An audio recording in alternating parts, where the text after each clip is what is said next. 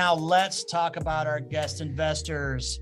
Tell me about you. You all are 4 kids, grown up in Denver. You've got a successful paint company. You're working 7 days a week. How the heck did you get into rental income properties? Well, in 2019, we went to a real estate investing seminar and got some financial education, and they connected us with JWB, and that's how we came to buy properties in Jacksonville. Well, I'm a little curious because there's usually a lot that goes into it more than that. There's usually like conversations, maybe books that you've read, maybe a family influence, maybe some pain and some other financial investment that motivates you guys to take that time, spend that energy actually exploring this and getting that education. Did any of that happen for you to make you shift to wanting to do something that's alternative, not normal? Actually, a little bit of every one of those things. We did some Rich Dad, Poor Dad webinars and books and learned a little bit there. I have a sister who is very successful in rental properties here locally. We've tried some investing in the stock market and did not really do well. So there was a little bit of everything that just kind of led us here, and it made a lot of sense. What was the big fear before you started investing outside of Denver? We kind of realized that with Illusions Painting, and it's just Misty and I basically running the company, that we were going to be 65, 70, 75 before I could retire. And so we were terrified when we made the Kansas City purchase, but we had a dream, we had a goal, and so we jumped in both feet and just crossed our fingers and hoped to heck that it went right. Y'all want to see how your portfolio has performed so far and do a "This Is Your Life"? You ready for this that Greg was working on all morning? Sure. Yep. All right, let's take it there, GC. Talk us through this thing, man. Thank you guys for being open to sharing the real numbers on your portfolio. Let's first start with your key performance indicators. Overall, their lifetime return, Misty and Troy, for the year that they've been investing with us, is just under 13%. Right? If we equate that to the property valuation we were just looking at, you would compare that to the expected return, not including home price appreciation. So it takes into account your cash flow, your tax savings, your principal pay down, doesn't take into account home price appreciation, doesn't take into account inflation hedging. You can see they've been investing for 0.9 years, so just about a year. They have 4 properties on this report. The two additional ones were just closed, I believe, a couple of weeks ago. So we report every month. So that will be included in the next month's report for Misty and Troy. $4,047 is their net rental income. That's what hits their bank account. That's what you take all of the rental income minus all of the expenses. You include any maintenance costs or any vacancy costs. You include tenant placement fees. At the end of this year, for their 4 properties, we've been able to add $4,047 to their bank account, which you can see then they are using that to go and pay down and accelerate the pay down on their other mortgages, which is that C3X model that we talk about, that waterfall model. And then that total return there is just under $14,000.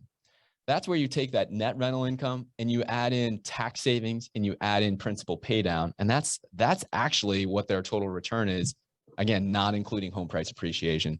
And you can see that there's a tremendous amount of value there to go from 4 to 14. And most investors don't pay attention to anything other than cash flow. Makes sense. So guys, this is your snapshot of your total portfolio. For your 4 properties, again, it doesn't include the 2 most recent, but for your 4 properties, your down payments were a little bit over 40 grand each on average to get you to about $174,000 of capital outlay. It's another way of saying down payments plus closing costs that they put into their portfolio in 2021. Next, we've got your net rental income. We talked about this, that $4,000 roughly. Your tax savings is another $4,000, actually more than the net rental income, but nobody talks about tax savings. Crazy, right? Yeah. Even less people talk about principal pay down. $5,700, $5,800 here of real returns of their loans have been paid down by their residents, which is a beautiful thing. And then home price appreciation. So home price appreciation has been really high in 2021 in Jacksonville. 15 to 20% year over year home price appreciation. So for their portfolio, and they own the properties, between 5 to 10 months, right? I just kind of averaged it and said, well, geez, if appreciation was 15 to 20%, they've owned it for 70% of, a year, give or take a little bit. I took their home price appreciation to be about 10% over their initial portfolio, kind of making some adjustments there for ease, right? But it's going to be close enough, right? They've experienced significant appreciation, call it about 15% or $15,000 for each property, right? Yeah. Wow. Significant. All right. But now let's look at that total selling costs. We've never seen that line before. Yeah. What is that line? That's 73 grand of an expense. What are we talking about there? Got any ideas? Guys, do you guys have any ideas out there what those selling costs would be? Real estate commission fees. Yeah.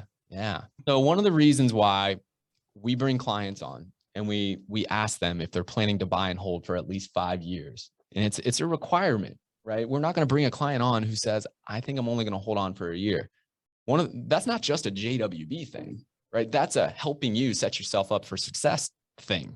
And it's because if you get into this game and expect to make money in year one from appreciation, you're not thinking about the costs that come along with selling.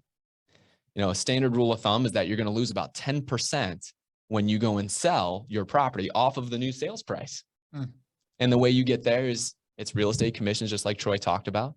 It's also holding costs, right? It's also closing costs. And you roll 6% for commissions, roughly 2% for holding costs, 2% for closing costs. That's 10% you take right off the top. So what we're seeing here is this incredible portfolio that Misty and Troy have, right? They've just experienced 15 to 20% appreciation year over year for the entire market. But if they made a decision here to sell right now, their overall returns on investment, if they sold the traditional way, would be negative because of the selling, holding, and closing costs.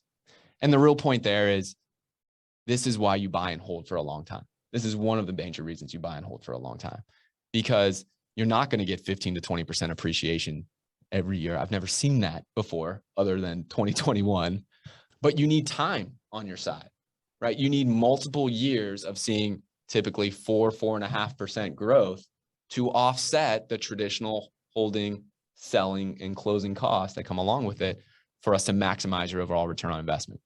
Pablo, so here's the point that I wanted to make, right? Your years of ownership here is one, right? If you have 1 year of ownership, going to be very hard for you to offset the selling, holding, and closing costs that are going to come along with selling this asset, right? Your total return on investment, if you're just looking for cash flow, tax savings, and principal pay down, 13%, just like we talked about.